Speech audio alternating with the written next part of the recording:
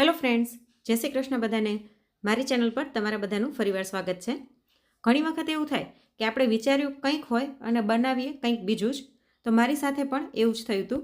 મેં જે વિચાર્યું હતું એના કરતાં કંઈક અલગ જ બનાવી નાખ્યું, પણ એટલું સરસ હેલ્ધી અને ટેસ્ટી બન્યું કે બધાને ખૂબ જ ભાવ્યું. નાના મોટા બધાએ પેટ ભરીને ખાઈ લીધું અને શાક રોટલી બનાવવાની પણ જરૂર ન પડી. અને ડિમાન્ડ આવી કે ફરીવાર આ રેસીપી જરૂરથી બનાવજો. તો એ જ રેસીપી આજે હું તમારી સાથે શેર કરવાની છું.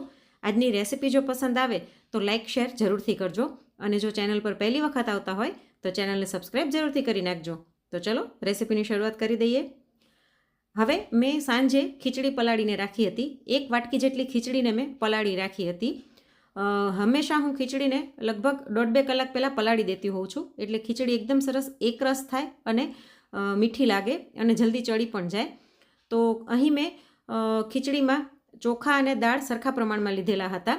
અડધી વાટકી ચોખા અને અડધી વાટકી મિક્સમાં દાળ લીધેલી હતી, જેમાં મેં મગની ફોતરાવાળી દાળ અને ફોતરા વગરની બંને દાળ લીધેલી હતી. તમે જે પણ ખીચડી મિક્સ કરતા હોય એ લઈ શકો છો. તો હવે ખીચડીની અંદરનું બધું જ પાણી કાઢી અને આપણે એને એક મિક્સર જારમાં લઈ લઈએ. હું ખીચડી બનાવવાની હતી, પણ છોકરાઓએ કીધું કે ખીચડી નથી ખાવી, કંઈક ટેસ્ટી ખાવું છે. તો વિચાર્યું કે હવે કંઈક શું બનાવવામાંથી, કેમ કે ખીચડી આટલી બધી પલાળેલી ફેંકી તો ન જ દેવાય. તો એની અંદર મેં 1 ઇંચ આદુનો ટુકડો, 1 મોટી ચમચી લસણની કળી અને 1 તીખું લીલું મરચું નાખી દીધું છે. અને હવે આપણે આને પીસી લઈએ. અહીં તમે લસણ ન ખાતા હોય તો સ્કીપ કરી શકો છો. તો પહેલાં મેં એમ જ મિક્સર ફેરવ્યું હતું અને પછી અડધો કપ જેટલું પાણી નાખીને ફરીવાર પીસી લીધું. તો એકદમ સરસ બધું પીસાઈ ગયું છે, કેમ કે ખીચડી સરસ પલળેલી હતી. આ રેસીપી એવી છે ને કે તમે બાળકોને સવારે લંચ બોક્સમાં પણ આપી શકો છો. તો રાત્રે જ તમારે ખીચડીને પલાળી દેવાની. હવે એની અંદર 1/2 કપ જેટલી ઝીણી સોજી નાખી અને આને મિક્સ કરી લઈશું. તમારે વધારે હેલ્ધી કરવું હોય, બિલકુલ ગ્લુટન ફ્રી કરવું હોય તો તમે સોજીની બદલે ચણાનો લોટ પણ 2-3 ચમચી નાખી શકો છો, અથવા તો કંઈ ના નાખો તો પણ સરસ જ બનશે. તો સોજીને બરાબર મિક્સ કરી લીધી છે. હવે એની અંદર આપણે સ્વાદ પ્રમાણે મીઠું નાખી અને ફરીવાર આને મિક્સ કરી લઈશું. અને હવે આપણે આને ઢાંકીને 10 મિનિટ માટે રહેવા દઈશું, એટલે આપણી સોજી છે તે એકદમ સરસ ફૂલી જશે. અને ત્યાં સુધી આપણે થોડુંક શાકભાજી ચોપ કરી લઈએ. તો ચોપરની અંદર અહીં મેં કેપ્સિકમ લઈ લીધું છે. મોટું હતું એટલે મેં અડધાથી પોણા જેવું કેપ્સિકમ લીધેલું છે. આમાં શાકભાજી તમે તમારી ચોઈસ પ્રમાણે ગમે તે લઈ શકો છો, અથવા તો જે પણ તમારી પાસે હાજરમાં હોય એ લઈ શકો છો. પણ શાકભાજીને આપણે ચોપ કરીને લઈશું, જેથી બાળકો કાઢી ન શકે. તો અહીં મેં 1 મોટું ટમેટું લઈ લીધું છે અને તેની સાથે 1 મોટી ડુંગળી પણ લઈ લીધી છે. તમારી પાસે મકાઈ પડી હોય તો મકાઈને બાફીને એના દાણા પણ તમે આની અંદર લઈ શકો છો. ગાજર લઈ શકો છો, ખમણેલી દૂધી લઈ શકો છો. ઘણું બધું તમે આની અંદર એડ કરવું હોય તો કરી શકો છો. પણ મેં એકદમ સિમ્પલ રાખ્યું હતું, ખાલી કેપ્સિકમ, ડુંગળી અને ટમેટા જ લીધા હતા. હવે આપણે આને ચોપ કરી લઈશું. ફ્રેન્ડ્સ, તમે કયા શહેરમાંથી મારા વિડીયો જોઈ રહ્યા છો તે મને કોમેન્ટમાં જરૂરથી જણાવજો. તમારે બધાની કોમેન્ટ્સ વાંચીને અમને ખૂબ જ પ્રોત્સાહન અને પ્રેરણા મળતી હોય છે.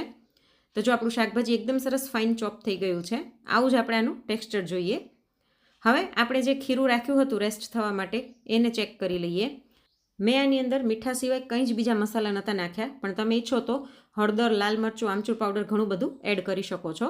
અને જો આપણા ખીરાની કન્સિસ્ટન્સી આવી રીતની હોવી જોઈએ, બહુ ઘાટું પણ નહીં ને એકદમ પાતળું પણ નહીં. હવે એક નોનસ્ટિક તવા ઉપર આપણે ઘીવાળું બ્રશ ફેરવી દઈશું. તમે એની બદલે તેલવાળું બ્રશ પણ ફેરવી શકો છો. અને આપણે જે ખીરું તૈયાર કરીને રાખ્યું એનો 1 મોટો ચમચો લઈ અને આમાં ફેલાવી દઈશું. આપણે બહુ જાડું પણ નહીં ને એકદમ પાતળું પણ નહીં, એ રીતના ફેલાવવાનું છે. આ જ ખીરાનો ઉપયોગ કરીને તમે ઢોસા પણ બનાવી શકો છો. પણ ઢોસા બનાવવા માટે ખીરાને થોડુંક પાતળું કરીને ફેલાવી દેવાનું ઢોસાની જેમ. તો ઢોસા પણ એને એકદમ સરસ ક્રિસ્પી અને સરસ ઉતરશે.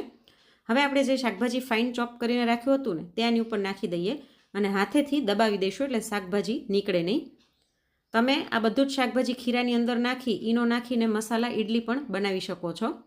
તો મીડિયમ ફ્લેમ પર આને થોડીક વાર થવા દઈશું. તો જો થોડીક જ વારમાં સાઈડમાંથી કલર આનો બદલાઈ ગયો છે, તો ઉપર ફરી 3-4 ટીપા ઘીના નાખીને આને પલટાવી દઈશું. તો દાળ, ચોખા અને સોજીના કારણે નીચેનું પડ એકદમ સરસ ક્રિસ્પી થાય છે. તો બીજી સાઈડ પણ આપણે થોડીક વાર માટે આને થવા દઈશું. થોડીક વાર થાય એટલે ફરીવાર આને પલટાવી દઈએ અને ગેસની ફ્લેમ હવે એકદમ સ્લો કરી અને આની ઉપર આપણે પિઝા સિઝનિંગ નાખી દઈશું. આ નાખવું ઓપ્શનલ છે. તમારે પિઝા સિઝનિંગને એવું બધું ન નાખવું હોય તો એની બદલે તમે ખાલી ગ્રીન ચટણી, મીઠી ચટણી અને સેવ નાખીને પણ સર્વ કરી શકો છો. પણ મેં આવી રીતનું કર્યું હતું. ઉપરથી થોડુંક ચીઝ ખમણી લઈશું. ચીઝ નાખવાથી બાળકોને ખૂબ જ મજા પડી જાય છે, પણ આ પણ તમારે ન નાખવું હોય તો સ્કીપ કરી શકો છો. અને હવે ઉપરથી થોડીક કોથમીર નાખી અને સ્લો ફ્લેમ પર આપણું ચીઝ મેલ્ટ થાય સાધારણ ત્યાં સુધી આને થવા દઈશું.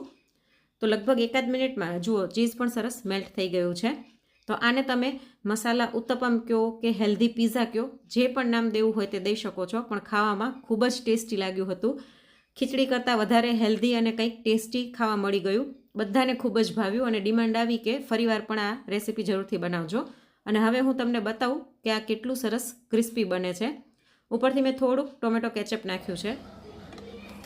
જુઓ, અવાજ ઉપરથી જ ખબર પડે છે કે નીચેનો આપણો બેઝ છે તે એકદમ સરસ ક્રિસ્પી છે અને ખાવામાં એટલું જ સરસ ટેસ્ટી લાગે છે અને હેલ્ધી પણ એટલું જ છે. તો તમે પણ ખીચડીનો ઉપયોગ કરીને એક વખત આ રેસીપી જરૂરથી ટ્રાય કરજો. અને ખીચડીમાંથી આ નવી વેરાયટી તમને કેવી લાગી તે મને કોમેન્ટમાં જરૂરથી જણાવજો. અને રેસીપી ગમી હોય તો લાઇક શેર કરવાનું બિલકુલ ન ભૂલશો. ફરી મળીશું નવી રેસીપી સાથે. Thanks for watching.